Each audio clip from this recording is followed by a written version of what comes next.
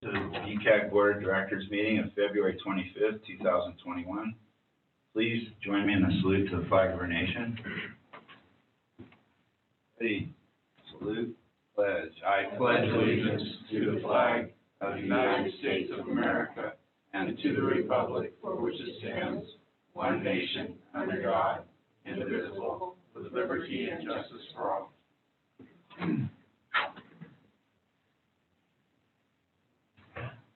Please call the roll. Please note that you are all muted if you are here remotely, so please unmute before you speak. Board Member Connolly? Here. Board Member Lucero? Here. Board Member Ritter? Here. Board Member Kimmelshoe? Board Member Teeter? Here. Board Member Bush? John, that's you, if you can hear us. Unmute John. He's here. He's here. Board Member Casey Reynolds? Here. Board Member Calderon? Board Member Chuck Reynolds? Board Member Jones? Here. Okay, we do have a quorum, right? Yes.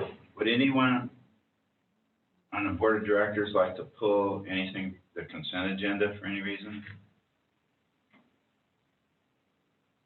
Is there any public comment on the consent agenda? None. I'll entertain a motion on the consent agenda. Move to approve consent agenda. I'll second. We have a motion and a second. I'm just gonna say, all in favor say aye. Aye. Aye. Any opposed say nay. All right, we got you that. All right, items for action.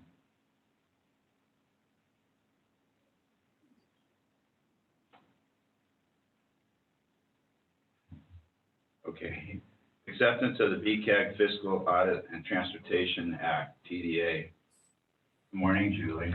Good morning. Okay, can you hear me? Yes. All right, good Can you morning. hear at home? Fine. Can everybody hear okay? Yes, thank you. Okay. Thumbs up. Very good. Okay, good morning, everybody. Today we're presenting the audit of the BCAG financial statements for the year ending June 30th, 2020. These financial statements are submitted to the Federal Clearinghouse, the State Controller's Office, Caltrans, and various funding agencies like LCTOP and the TDA. BCAG also ensures that the allocated TDA funds that are apportioned by this board are audited, and so we are also presenting the TDA audits for the various jurisdictions that receive TDA funds, which is all of the jurisdictions that you represent. So you were mailed a hard copy of the financial statement, and you should have received an electronic copy as well of your jurisdiction's TDA audit. I will review the highlights of the BCAG financial statement, and then our independent auditor, Brian Nash, who is on board here on Zoom from Richardson and Company, he'll address the audit portion of the audit. So in your financial statement, if you have your paper copy handy, if you turn to page 3, the first couple of pages are titles and some reports from the auditors, but on page 3 begins the management's discussion and analysis, and that's about 10 pages of verbiage, discussion, and it tries to lay out in layman's terms what it is that's going on in the audit. So it's a good read, especially if you're trying to go to sleep at night. But it does, cover the various things that we've discussed here over the year. So if you turn to page 7, what you'll see is we have a comparative statements of the government-wide financial statements. These are statements that are required by GASB that provide a large overlook on an accrual basis. And we present here in the management's discussion and analysis a condensed comparative statement. On page 7, well, let's look at page 6, sorry. You have first the statement of net position. This kind of gives you an idea of what are our assets, what are our liabilities, and what's the net position. So we have about 44 million in assets and deferred outflows. We have 14 million in liabilities and deferred inflows, and the net assets are roughly 30 million. BCAG assets are made up of the equipment in the building, the various parts of the building, and the buses. We have about 10 million in assets there. We have about 5 million in unrestricted funds that are made up of the TDA funds and such that are, waiting to be used elsewhere. And we have 15 million in unrestricted assets, which is largely made up of the note receivable that we signed during the New Market Tax Credit deal. If you look on page 7, you'll see that this is the condensed statement of activities. And in the year 2020, we had a decrease in net assets of about 576,012, and that was mainly related to depreciation on the vehicles for the year. So we didn't receive any new vehicles during the year, so the depreciation ended up being a net decrease in our overall assets. If you turn to page 10, my favorite page in the whole document, the only one in color, is a graph of the transit funding. I like to look at this every year so that you can see, when you're thinking about the transit, what's paying for transit in Butte County. And this year we have 13% in passenger fares. That figure is normally somewhere around 17 or 18%, but of course, due to the pandemic, we've had a big decline in passenger fares this year. Federal assistance this year is our highest funder, and normally they're coming in around 35% of the budget, but this year, because of the CARES funding and some of the federal assistance that came around COVID, we were able to subsidize the loss in passenger fares with these CARES funds. TDA usually makes up the difference of all the other fundings. Normally TDA I think is around 45%, and this year the allocations to transit for TDA were 27%. You're going to see that all change again next year. You're going to see TDA go way up, and you're going to think, oh, it went way up, but it's really just going to go back to normal most likely.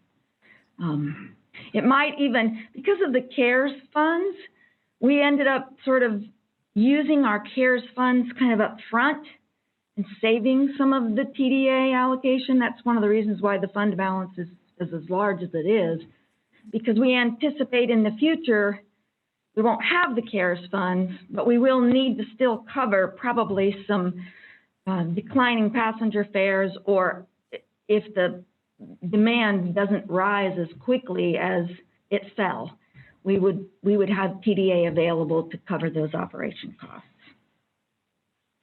The rest of the management's discussion and analysis talks about the enterprise fund, which is the transit system, and capital assets, and there's a lovely little discussion about the economic factors for the next year. John always does a great job of giving some insight into what's coming up, and that's a nice thing to check out. Moving on to page 17, what you'll see is the other types of statements that we do are governmental funds, and this is the way we budget. So this is kind of the way we usually think about things. We have a planning fund, which is what BCAG does, and we have some various other funds that are the funds that we allocate to the jurisdictions. And usually those apportionments come to the board for your approval. I mean, always, actually. So if you look at the planning fund, things are pretty normal. For the year. The salaries and benefits are slightly higher this year, 1.6, because we had an extra pay period in the year. Every now and then you have to catch up 27 pay periods instead of 26. So it looks a little high this year, but it's based on having extra salaries. State highway funds, the revenue for that's 2.7. We always distribute nearly all of the funds except for a little bit of interest. And that's a pretty standard amount there, 2.7.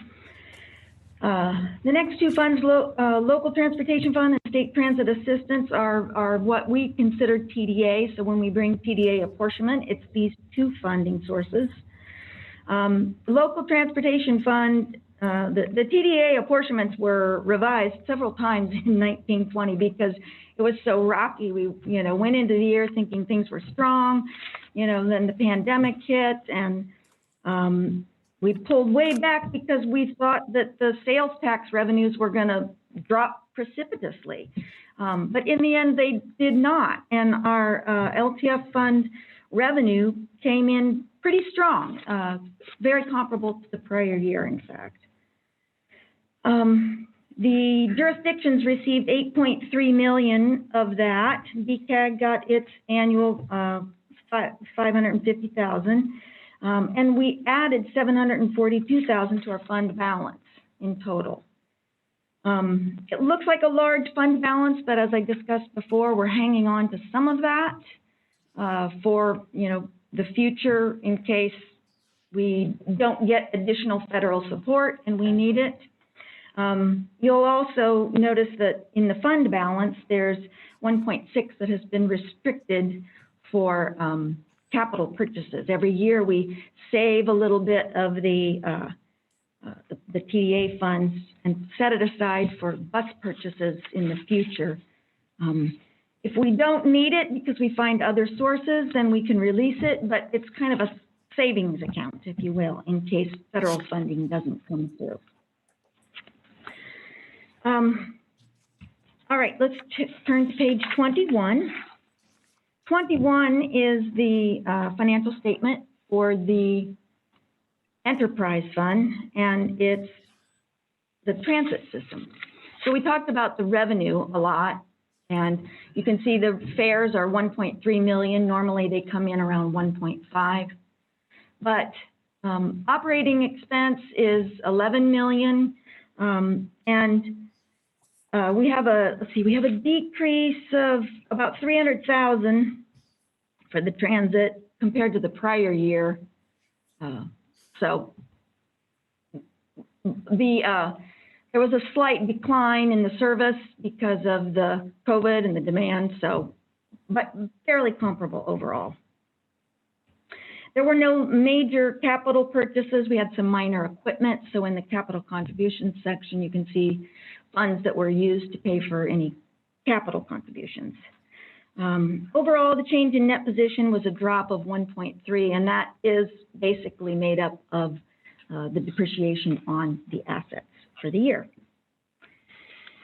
Now, let's flip back to page 45. There's a lot of notes that go into detail between here and there, but on page 45, I like to go over the note R is the compliance requirements of the local transportation funds. This is a view that you're more familiar with because our quarterly reports are based in this fashion, where we break it down into the various systems. We talk about whether the systems are meeting the fare box requirements that are required by the TDA.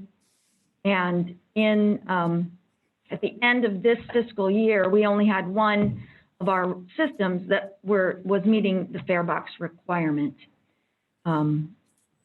Brian, our auditor, I believe will go into, what's happening with the TDA and how they are going to relieve us of the requirement for the year. But this is, I also like to point out that what we've reported here is significantly similar to what we reported in our fourth quarter report, which was in September. So it's really rare that anything changes from that report to the audit that gets presented. So on that note, I believe Brian, are you there, Brian? I am. Can you hear me? We got you. I can hear you. Everyone else? Okay. Yeah, take it away, Ready? Brian. Okay. He's provided a short description of, what he's going to talk about. So. Yes. So the things that we issue, the audited financial statements that you've been looking at, in those audited financial statements at the back, we have a report on internal control and compliance that's related to our compliance testing of the federal money, which it's called a single audit. We have a required communications letter. That letter has all of the required disclosures under audit standards to a governing body. My outline will cover all of the points in that letter, all the required communications. And then we have a management letter that has some recommendations in it. So as Julie already mentioned, you should also see the audit reports for the claimant entities. So our opinion is a clean opinion, what's called a clean opinion. There's no modifications in our opinion.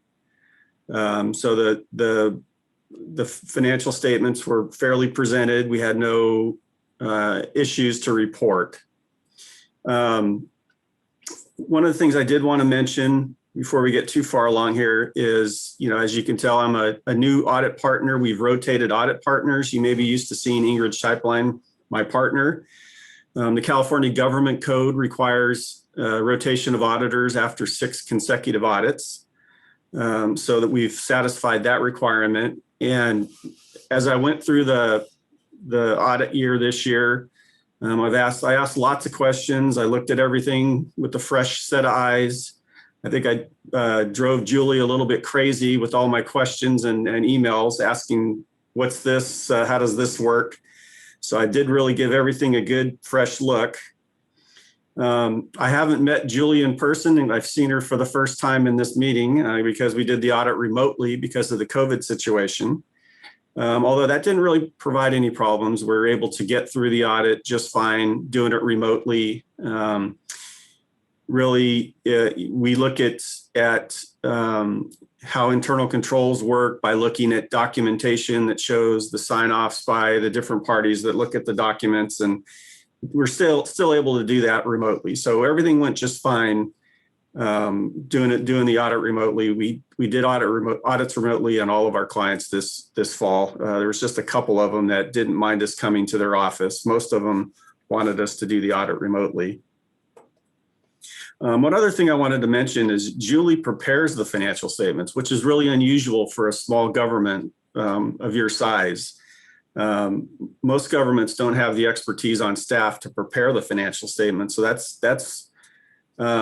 something that's very unusual to have somebody like Julie that's able to prepare the financial statements. So we didn't have to prepare the financial statements like we do for most of our clients. So it's just something to keep in mind. She really has a lot of expertise. So Julie did a pretty good discussion about the changes in the numbers. I'm not going to get too far into that. Just the main points that I just wanted to point out, as she mentioned, that the CARES Act grants that you received, you're up to 58% of federal money. That resulted in having more LTF available. So you'll see the numbers changing due to that situation. There were higher assets and higher liabilities because we defer the revenue if it's not needed because of the CARES Act. Some of it wasn't needed. So liabilities are up to defer the revenue that we didn't need to use to offset expenses. You'll see in the LTF fund, there's a supplemental apportionment close to year end, which is really unusual. Apparently, from what I've understood from Julie and my partner Ingrid, there's usually the apportionment at the beginning of the year, and that's it. The one late in the year caused payables to the claimants that are a little unusual. You see those are high because of that. Julie already mentioned, the restricted for capital for the transit fund. That's 1.6 million.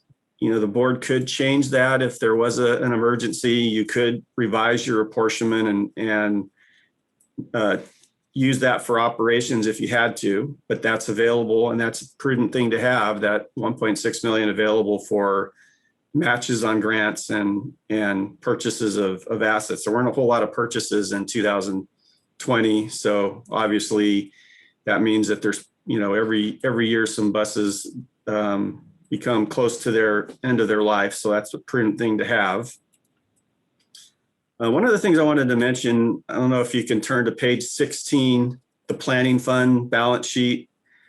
One of the things I like to point out, there's fund balance that's unassigned, so it's available to spend $326,000. That's only 11% of expenses in the fund for 2020. So that's pretty lean. You see that $325,000, $326,000 number there at the bottom. It says unassigned. The Government Finance Officers Association, that's an association of all the finance officers of all different sizes and types of governments. They recommend having at least 2 months of expenses in reserve. So you only have 11% of expenses in reserve. So that's pretty lean. You do have the ability to move money from the LTF fund to the planning fund, but there has to be resources in the LTF fund to be able to do that. So the reason that they recommend a little bit of reserves there in the main fund, so that your planning fund's like your general fund. It's the fund that supports everything else if you don't have revenue sources for something. So if there's a grant that's slow in being collected, or you have some unusual expenses, it's usually prudent to have a little bit of reserve. So that's pretty lean from the GFOA, the Government Finance Officers Association recommendation of 2 months. Many governments have a little bit more than 2 months. And, with the uncertain times, that wouldn't necessarily be, unreasonable to have more than 2 months, I would think. So that might be something to think about. Julie did mention the fair revenue ratio. So there's only one of the different services. So page 45, only one of the services passed the fair revenue ratio. So the way that works, there's usually there's a grace year. So this is the first year that the ratio wasn't met. So there's a grace year, and then typically the second year, if you fail it again, that's a measurement year. And then the third year, you'd have a penalty. Well, you can see in the notes right above the tables, California Assembly Bill number 9 prohibits the implementation of a penalty for failure to meet the minimum ratio during 2020 and 21. So in the current year, all the transit operators are safe, but they haven't said anything about 21, 22 yet. So that's something to look for. And, it might not be a bad idea if you're under, again, this year, to point out to Caltrans that maybe you need some relief for 2021, 22 because of the situation here in 2021 coming in lower than normal. So, reaching out to Caltrans probably wouldn't be a bad idea at this point. So give the legislature a little bit of time to think about that if Caltrans so, agrees and is inclined to approach the legislature for some relief. I think that would be a prudent thing to do.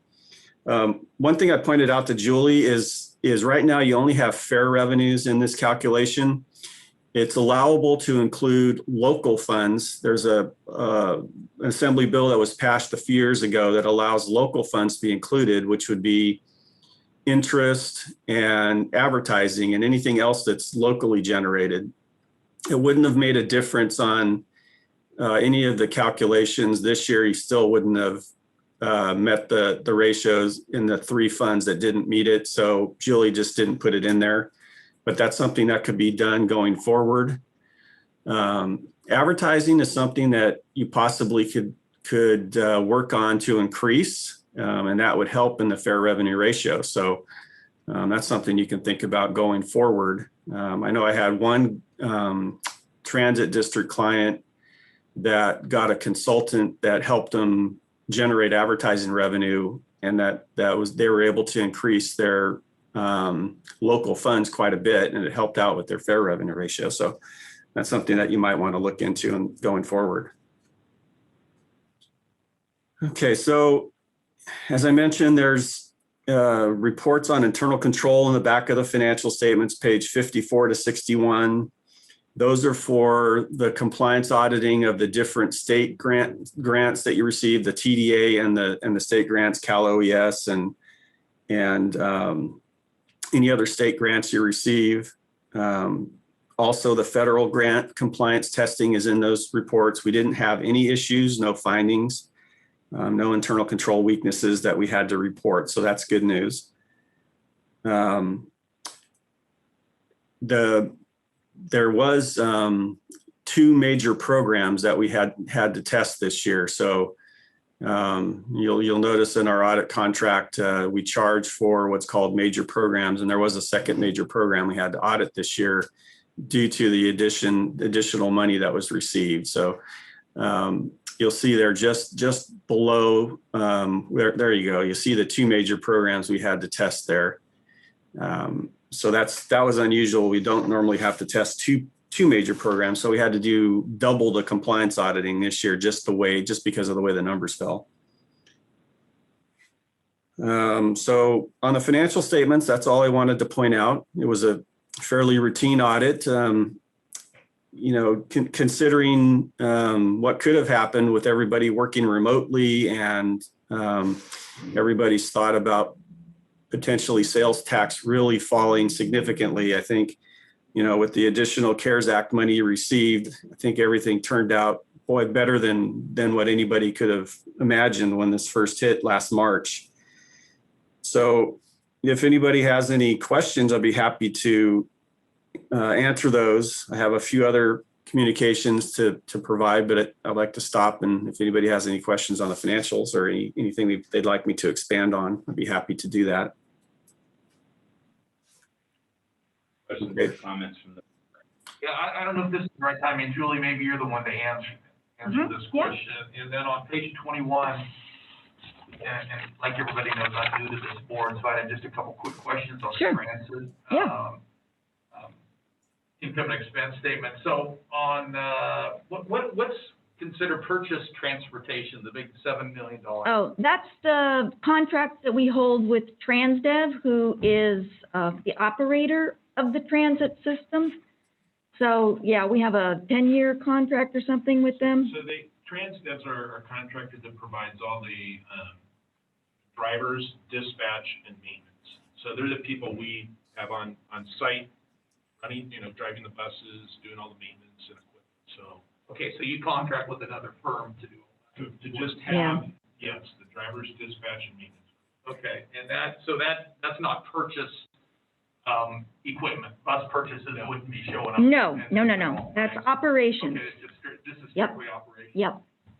So I'm just surprised, and like I said, I'm new to this, but without federal and state funds, this is a huge loser. Oh, yeah. Yeah, absolutely. So It always has I know been. people are laughing, and it's just Welcome to I'm naive transit. about this stuff, but that it's just very interesting. Is Yeah. it typical of transit systems throughout the United States? I mean, I believe so. Most are federally or state funded. Is that correct? Yeah. So just like we talked about the Transportation Development Act, the LTF funds, California is the only state that I'm aware of that has that in place. And the Transportation Development Act is basically a 1/4 cent of your sales tax that comes back to each county, and it is first and foremost to be used for providing public transit. And nationwide, I think, all transit agencies are either locally funded and then federal funded. So in our case, California is unique in that we do have a source of revenues. So areas like Butte County, Chico can have a transit system, otherwise we probably wouldn't. But yeah, public transit is primarily subsidized 80%. And as we talked about fare ratios, we have to, in urban areas, it capture at least 20% of the revenues through fares, and rural areas 10%. So this is a typical operation. I would like to think we do a little better. So, and even with that, it looks like a loss, but I guess if you add back in the depreciation, which As a Yeah, business person, yeah. I like to add back because it's not Right. really a cash expense. Right. The break even. So is that kind of what we try to make it a break even as much as we Absolutely. can every year? We are actually required to. Okay. So the TDA funds, which kind of balance out everything at the end of the year, get capped right at the break off point. We have a little bit of fund balance that, you know, is held over from this and that, local type funds, but we're not allowed to use TDA funds for operations above and beyond actual expense. So it does get capped. Yeah. Make no mistake, I support the transit system. Yeah. I know it is shocking though, when Yeah. you've never seen it before. Thank you, Yeah, Julie. you bet. Hey, Julie, this is Deborah. I just have a question also, and I don't know who this might be to. I was wondering about the CARES funding and how that's going in terms of assisting public health with paratransit and getting elderly citizens like from Miguel Paradise, places that I know people have been trying to get to their shots.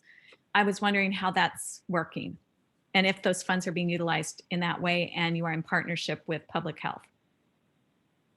There was discussion. Their, public health on their website identifies, Beeline, Regional Transit. You can contact our paratransit service to get rides, to those, vaccinations and so forth. So it is available.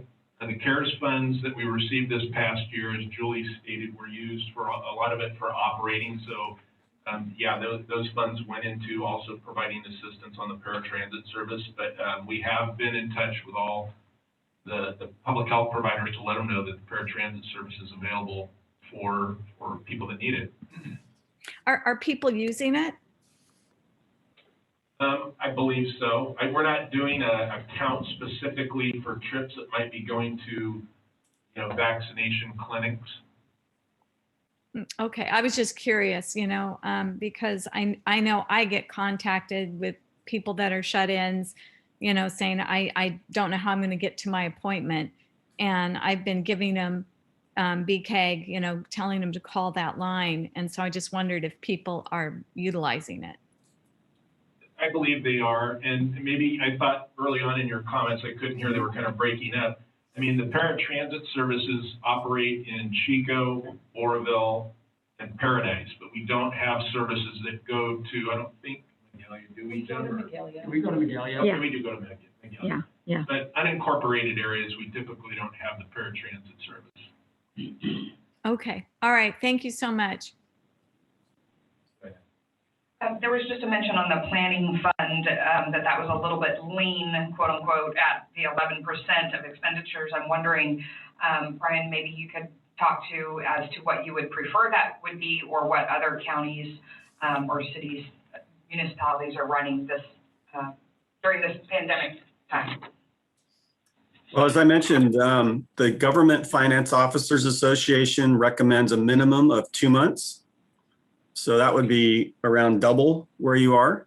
Some jurisdictions have a little bit more than that. In these times with COVID, it may not be practical to do that. But that's typically what most jurisdictions try to have. So, the reason for that, as I mentioned, there could be a federal grant or a state grant that's received that takes a while to collect. You can spend the money and then claim the money, and then the state may not cut the check for quite a while. So you have to have a little bit of extra funding to take care of that lean period while you're waiting for that funding. So, that's just something to think about. It's just food for thought. You may decide that that's not really necessary. The LTF fund has resources in it, and under the TDA, you can provide whatever you need to for transit administration to the Council of Governments, to the Association of Governments. So you do have the ability to fund a little bit more if you needed to, as long as you have resources in the LTF fund. So most of our TDA clients, most of our transportation planning agencies have a little bit of extra funds in the LTF fund. They don't try to allocate every dollar. And it's kind of impractical to be able to do that because you're allocating based on projections before the year begins. But they try to keep a little bit in reserve just in case there's an emergency or something unusual that happens.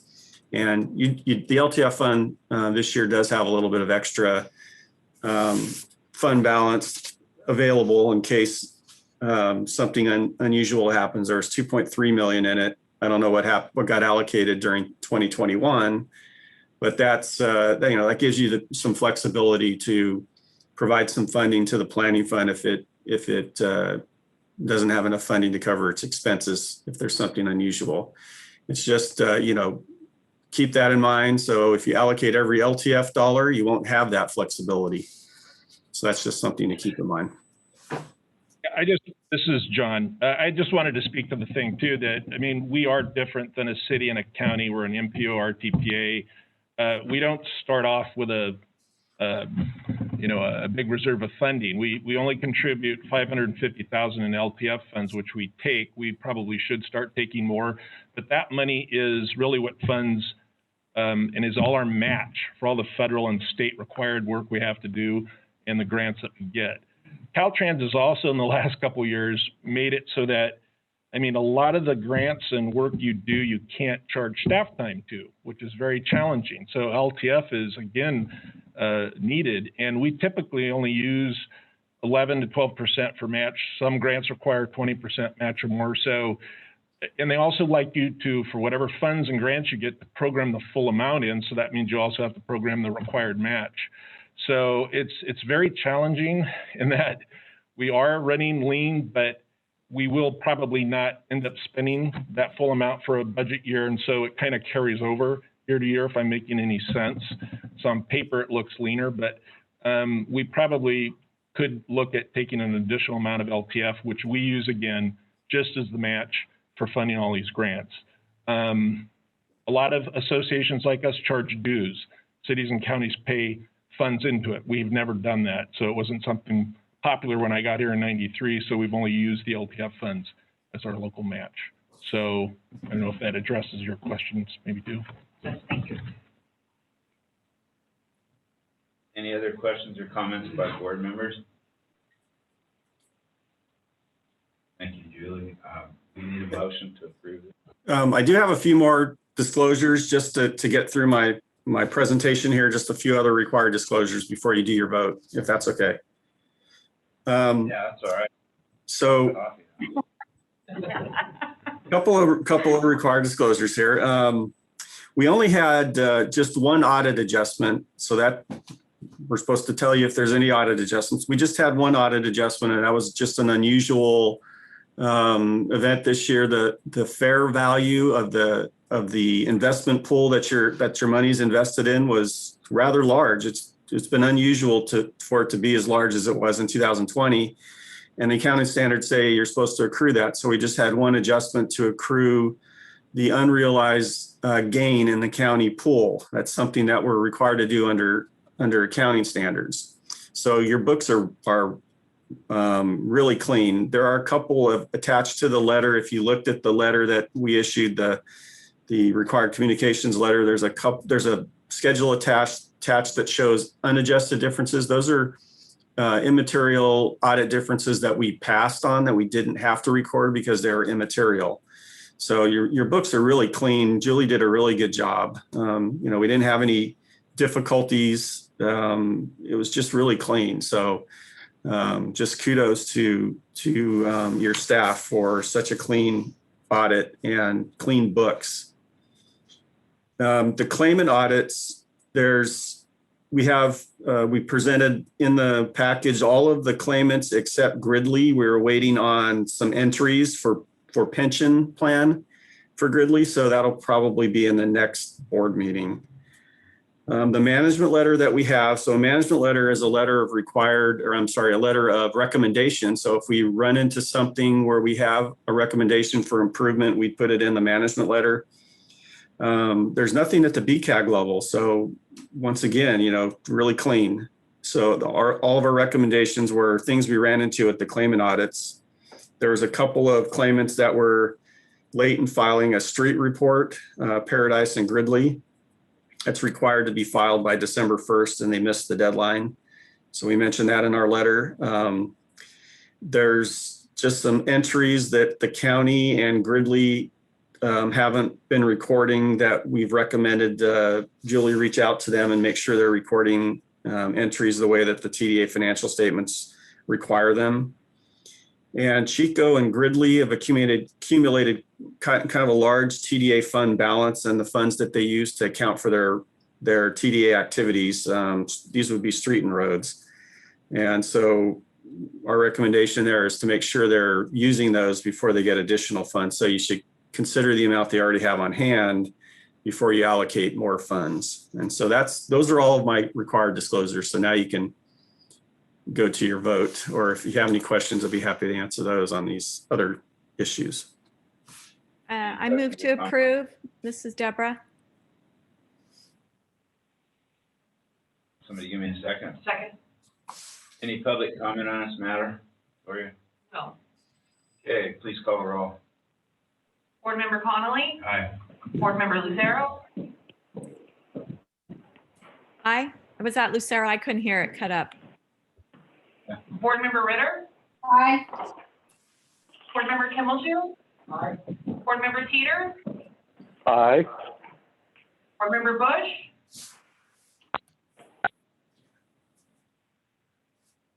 Board Member Bush, you are muted.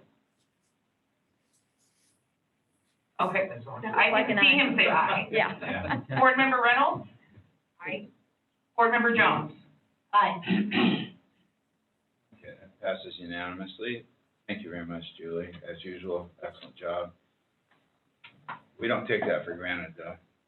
All right, number 5, approval of capital reserve funds for Butte Regional Transit B-Line Zero Emission Bus Rollout Implementation Operations Plan. Andy. Good morning, Board. This is an item addressing the use of capital reserve funds, which is part of the previously discussed LTF, to develop a zero emissions rollout plan for our fleet. Just a little quick background. Beginning back in 2006, there have been several legislative efforts put forth aimed at basically addressing greenhouse gases, VMTs, vehicle miles traveled, an overall direction of the state to work on reducing the footprint and use of fossil fuels. One of the things that has been required of agencies like us, and we are in a second tier in doing this, much of the larger agencies down in Southern California, Central Valley Bay Area, have already done this effort to identify a plan under which they expect they're going to bring zero emissions vehicles, which in our case is going to be zero emission buses and largely all battery electric, into our system and to meet specific milestones in converting our fleet over to zero emissions by 2030 and by 2040. One of the requirements before we can even meet those requirements in transitioning our fleet is to develop this rollout plan by July 1 of 2023. So I have, as an agency, and myself particularly, I've been kind of watching how this has all been going and paying attention to what other agencies have been doing and how to address this. The conversion to an electric or zero emissions vehicles is very expensive. It's very complicated. So what we've done is I've talked with several agencies to identify, who can I find that will really help us identify the best way to transition for our size, our funding availability, for our routes, our customers. Every situation is very unique. And a group, a nonprofit, third party by the name of the Center for Transportation on the Environment is one such group that does these studies on behalf of agencies like ours to specifically identify how we can move forward with implementing zero emissions bus plans and vehicles into our fleet. So in talking with them, we've identified a dollar amount to bring these folks on and take a good look at our system, our routing, our site conditions here. How do we get power in here? How much power can we get in here? To look at all of that to develop an implementation strategy for us. I've talked with the folks and brought them on board, or at least engaged in talking with us on developing an agreement. I tentatively identified a level of $200,000, which is likely going to be enough to get not only the study of our system in place, but also be on board for a few years after we put electric vehicles on site to see how they're working and how they're actually fitting into our plan. So this is the first step in us transitioning to this zero emissions fleet. And I'm on behalf of the agency, I'm trying to be very careful and not go too far too fast, but yet be efficient and somewhat aggressive in bringing technologies, the buses, the chargers, the power, everything on site in a way that we have the minimum amount of headaches. And there will be some bumps along the road, but this is the start of that in developing this study. So the action requested here today is for up to $200,000 in our capital reserves to bring these folks on board. They will do their study and have that information available for us, they say, within 3 to 6 months. So 3 to 6 months from now, we should have a much better idea of what our map will look like and how we can accomplish it. Any particular questions on the overall pursuit? Why not a request for a proposal? Is there any competitors out there? The competitors are largely with the bus manufacturers and charging systems. So They're trying to sell you there. There is a very big push.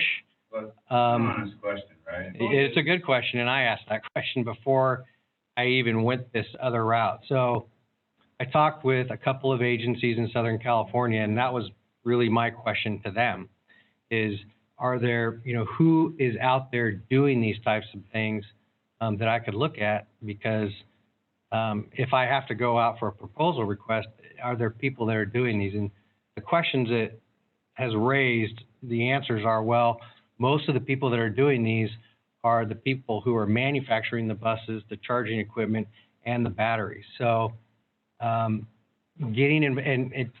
are a couple of cases that have yielded agencies going that direction and finding that they are getting equipment that is not functional for them or becomes very difficult. So hence the use of the nonprofit. I have one more question, and I'll let the board ask you questions. So this is a rapidly changing technology. So they're independent enough to figure out what the newest and latest and best is, because it's changing monthly, really. It is, and this outfit is very tied in with the Federal Transit Administration. They provide a lot of the guidelines to the Federal Transit Administration, and they write a lot of the low-no grant applications through the federal government on behalf of agencies like ours. My question to them was just what you asked. With the technology changing so quickly, how do we put something in place that will accommodate how that change is going to happen? They seem to be very knowledgeable in terms of understanding the technologies available. They don't recommend any specific companies. They just keep very abreast of what types of technologies are available and how they're changing. The biggest changes are in the chargers, the level of charging, AC and DC. They do different things. Some companies are doing better at implementing one charger over another. Batteries are changing very quickly so that they'll charge quicker, but they'll last longer. So what they try to do is they try to look at your system and your service, and they use the most conservative, being very low, range of all the manufacturers out there to assess what level of equipment you might be needing. And ultimately, the goal is we bring all the electricity and service in to a central location, and then we make sure we have enough power, which we're going to build enough capacity for up to 2 megawatts, which is a tremendous amount of power. Our solar system out here generates about 450. So we'll be able to build up to 2 megawatts of charging capacity on site. We're not going to start with that. but we're just going to bring in the conductor that allows us to get to that for probably the next 20 years. As we go down that road, the biggest issue for us is going to be, do we have enough room to accommodate the chargers, and what types of chargers are we going to use? Are they going to be sitting on the ground? Are they going to be sitting overhead on the canopies? Are we going to be out on route charging? So what they're very good at is identifying the available technologies, and they seem to have a pretty good idea on how it's going to change. Questions or comments by board members? I had a question. What percentage of the fleet is electric now? 0. I thought we had a couple of. We have approved funds to buy a couple of buses. We were going to move forward with put the orders in on a couple of buses, but after I learned about what the Center for Transportation and the Environment does and talking with other agencies, we pulled back just a little bit to get some information in before we pull the trigger on the buses. I do have what I believe is a realistic goal of having 10 buses on site, which is a little bit below 20% of our fleet within the 5 to 7 year period. I asked this outfit or this consultant, is that reasonable given what we have to do between now and then? And their response to that is that we've already done so much research and seem to have a fairly good understanding of the road we have to travel that we should be able to accomplish that. And given the amount of funds that are going to become available federally for this and through the state, 10 buses might be a low number. I don't really want to go too much faster than what we can actually handle here. Sure. So we're getting there. Hi, Ivan, this is Deborah. Are we also looking at smaller bus sizes?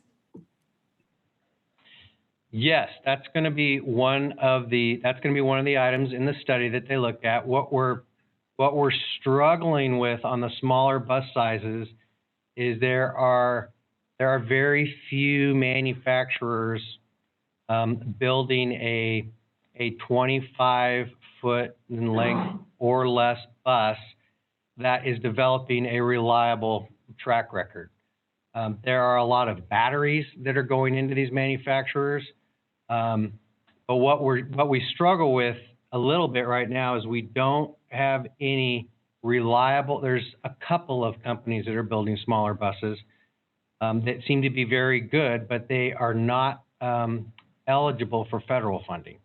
So we would have to use state funding sources to buy those. So yeah, our intent is to look at the smaller buses as well and see which ones we can use, what manufacturers we can use that'll be useful for us, and that will fall out of this analysis that CTE, the name of this third party, will help us understand. Thank you. I would Any move other to questions? approve.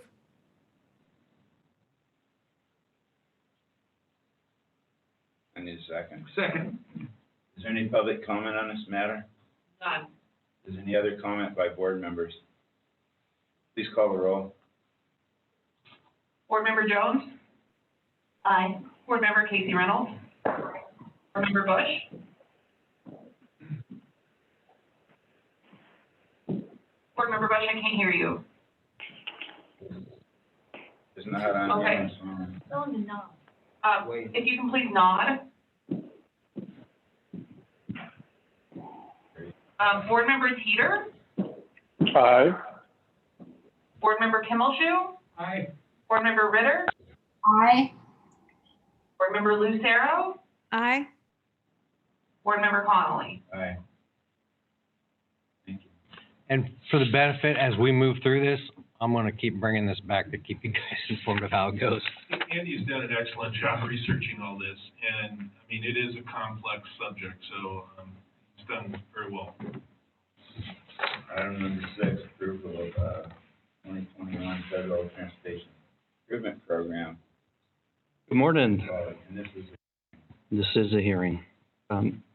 The draft 2021 Federal Transportation Improvement Program and Air Quality Conformity Determination has been prepared, reviewed, and is now required to be adopted by the BCAG Board of Directors.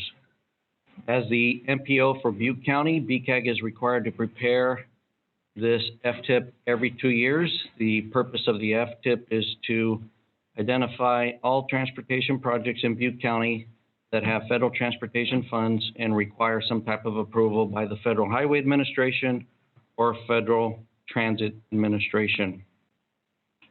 The final 2021 FTIP approximately closer to $383 million in funding for 28 projects, not 29 projects as presented last month. That is because staff has removed the State Route 70 Segment 2 passing lane projects because it's been allocated. So I accidentally carried it forward. Caltrans confirmed, it's all been allocated, and it is approximately 1 year ahead of schedule. The lion's share should be completed this fall. The 2021 FTIP was developed in consultation with the required state and federal agencies, with BCAG's Transportation Advisory Committee. It's been posted on our webpage. A public hearing has been noticed in the local newspaper for adoption today. Once adopted, BCAG may amend the FTIP at any time. In addition, staff distributed the draft air quality conformity determination to the interagency consultation review group made up of Federal Highway Administration, EPA, Caltrans, the Butte County Air Quality Management District, and the Air Resources Board for review and concurrence. Complete document, everything's posted on BCAG's webpage. A final public workshop was held last week via Zoom to give the public another opportunity to provide comments on anything. This FTIP is consistent with the recently adopted long-range regional transportation plan adopted by BCAG in December, so it makes it nice that it's after the fact. This item, again, was noticed as a public hearing in the newspaper. Staff request Chair Connell open for public hearing for final comments. If no significant comments are received, staff request the BCAG board adopt the 2021 FTIP by resolution 2020-21-09. This resolution also authorizes staff to make any necessary technical corrections to ensure timely state and federal approval. Okay, at this time, I'm going to open the public comment period. Is there any public comment by email or phone? None. Seeing none, is there anybody here who'd like to speak on this matter? Close public comment, bring it back to wishes of the board. I'll move approval. I'll second. Is there any discussion by the board before we call the roll? Seeing none, please call the roll. Board Member Connolly? Aye. Board Member Lucero? Aye. Board Member Ritter? Aye. Board Member Kimmelshue? Aye. Board Member Teeter? Aye. Board Member Bush? Aye. Hey. Board Member Reynolds? Aye. Board Member Jones? Thank you very much. Passed unanimously. Moving right along. SB 743 Implementation Study Update. Chris, this is for information. Thank you. Good morning. Morning. Yeah, so we just want to let you know about a study that we're working with your Planning and Public Works staff on regarding the implementation of Senate Bill 743, which was passed back in 2013. And essentially, since 2013, the California Office of Planning and Research has spent several years kind of hammering out the details of how this is going to be implemented in CEQA, California Environmental Quality Act. And on July 1st of last year, the new CEQA requirements went into effect. And it's essentially led to a fundamental change in CEQA when it comes to analyzing primarily land use projects, which, your municipalities and the county have jurisdiction over and serve as the lead agency in CEQA on those types of projects. It basically, not to get too technical, but it replaces the old metric of level of service with a new metric called vehicle miles traveled for analyzing the impacts of land use projects on the transportation system. the state did this for a number of reasons. Obviously, they've been trying to,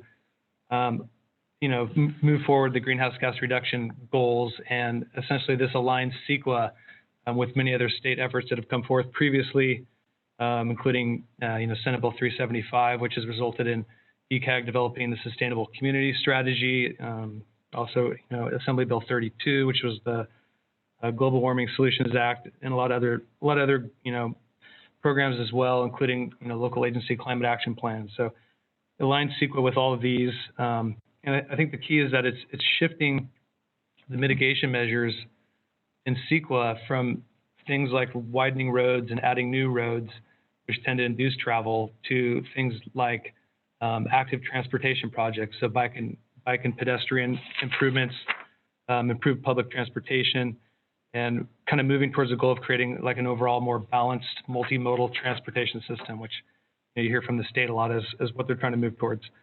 So, basically the rollout of SB 743 for CEQA lead agencies has been a little rocky. I think it's led to a lot of confusion. I know local agency staff here have, been a bit unclear, and a lot of that has to do with the fact that the requirements, they actually want local agencies to come up with their own metrics for certain key components, such as the VMT analysis methodology, various VMT metrics, VMT thresholds, and also determining what mitigation strategies are most feasible.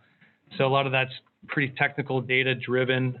It relies on outputs from travel demand models and things like that. And so in collaborating with city and county staff, we kind of collectively decided that it'd be a good idea to do this study to provide more clarity to the local agencies for how to, basically be in compliance and determine, what thresholds do you want to use, what's a good methodology to use, et cetera, with the focus on, the fact that Butte County is a more rural county. We're not Sacramento. We need to find some solutions that are going to work here, which is a little bit of a challenge. And so, there's a few other MPOs in the state that are doing the same sort of thing. So it's trying to help local agencies out with this. And so what we've done is we've contracted with a consultant firm, Fear and Peers, who have a lot of expertise on this matter. They've participated with the state in some of the development of the CEQA guidelines themselves. And we're moving forward with this study. We had a kickoff meeting at the end of January with Public Works planning staff. We're integrating legal counsel to some extent, kind of as necessary, so they're aware. We need to clarify that's not just the county's planning staff.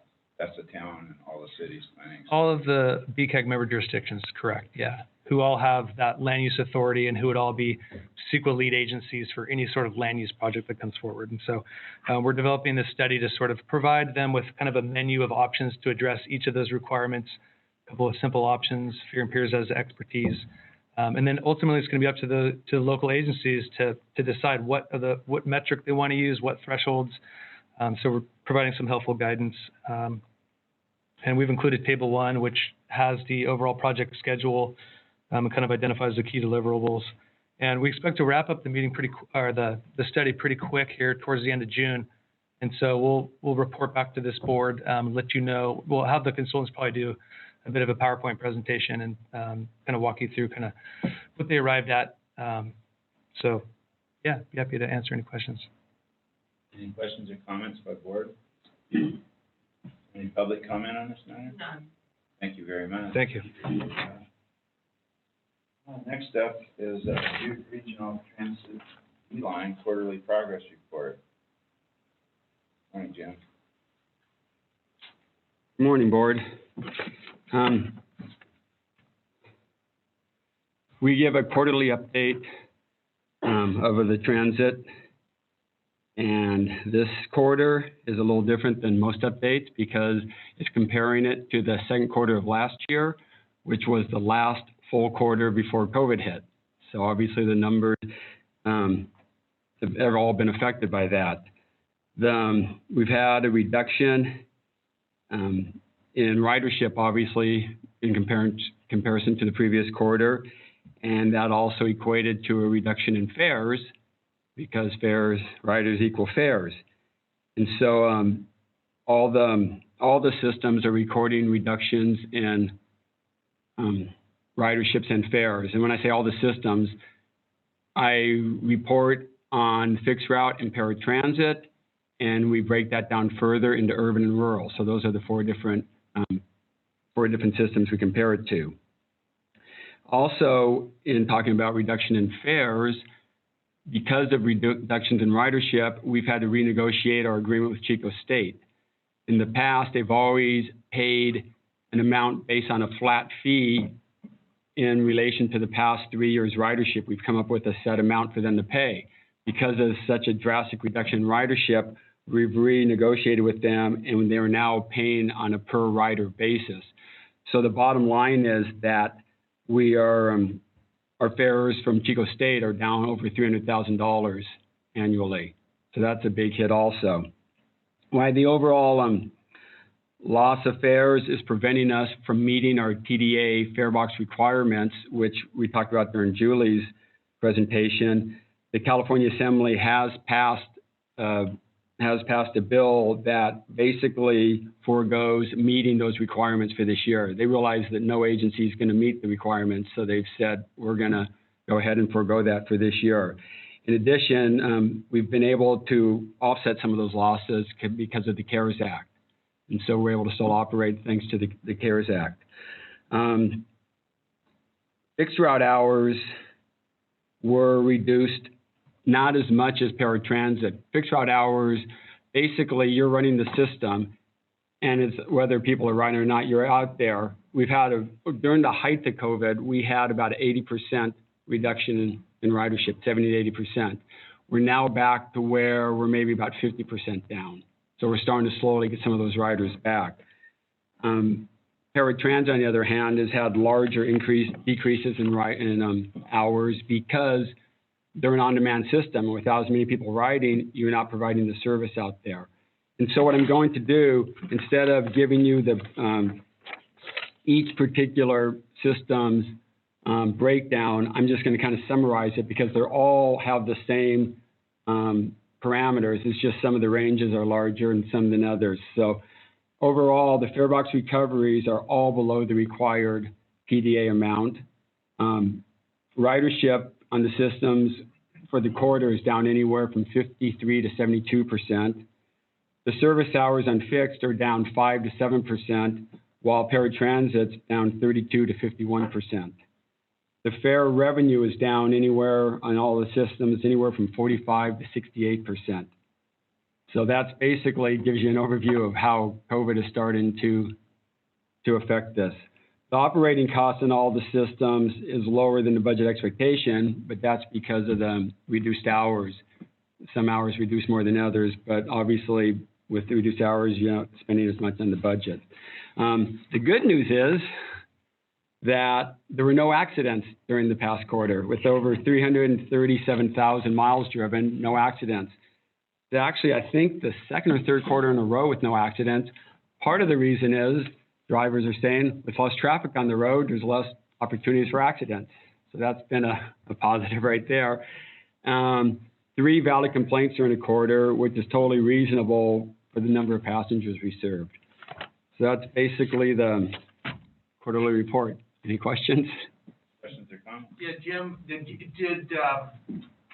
were the buses ever shut down at all during COVID because of worry about contamination? No, we were able to operate fully during the time. What we did is we took safety precautions.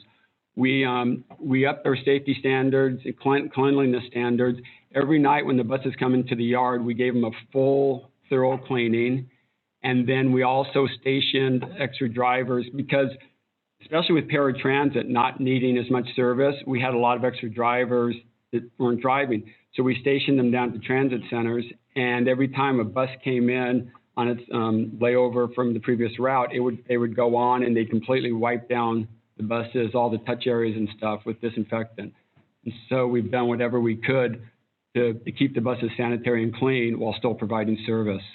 So do you think the loss in ridership was due to fear of contamination from the riders, or was it possibly because of more unemployment, people just didn't need to go to work. I think it was mostly just because of the shutdown. People like Chico State accounts for normally 28% of our ridership. Good point, yeah. And they, obviously that 28% wasn't there and businesses being shut down and stuff. So I think that was more so than the fear.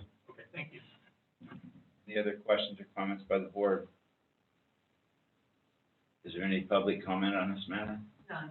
I have one comment, Chair. I just wanted to thank Councilmember Reynolds publicly here with the board. Last year, when all this started, COVID, she contacted the office early on, and she was able, working with a group, maybe you can explain to us, Councilmember Reynolds, but she secured a large number of masks initially because that was something we needed to get. And there was concern out there for our drivers not having masks, so I want to thank her for doing that. It was very much appreciated because we didn't have any at the time. We were still waiting, but she did secure a large number of masks for our drivers and staff and brought them to the facility. So thank you.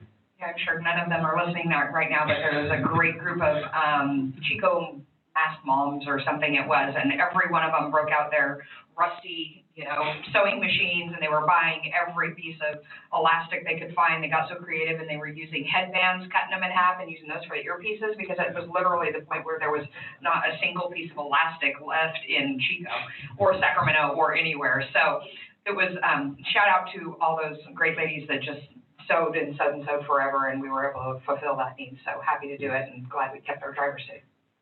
Thank you. Yeah. Thank you. Thanks to them. I asked no public comment, right? All right, we're moving on, Jim. You're up, number 9, unmet transit needs. Yes, we as you know, annually, we do them in transit needs process. It's required by the TDA to solicit public input to make sure we're meeting all the unmet transit needs that may be out there before we allocate any of that money for other purposes such as streets and roads. This is just to inform the board that we are now starting that process. We're in the 30-day notice. We put ads in the papers, on the buses, on our websites, at the transit centers, notifying people that now is the time that you can go ahead and make public comments. And they can send them, they can call us, fill out comment cards, post on the internet, email, any way they want to do it. And then that 30-day process period ends up at the next board meeting where we'll have a public hearing. It'll be the public hearing that if the board wants to speak, or if the public wants to speak before the board, they can do so at that time. So this is just a notice that we're underway with that process. Any questions or comments by board members? Any public comment on this matter? None. All right, thank you. Very much. Anybody out there want to speak on something not on the agenda? Is there any public comment by phone or email? None. All right, we're going to adjourn. We'll see you back here March 25th, 2021, or by Zoom. Thank you, everyone. Good job, Mr. Chairman.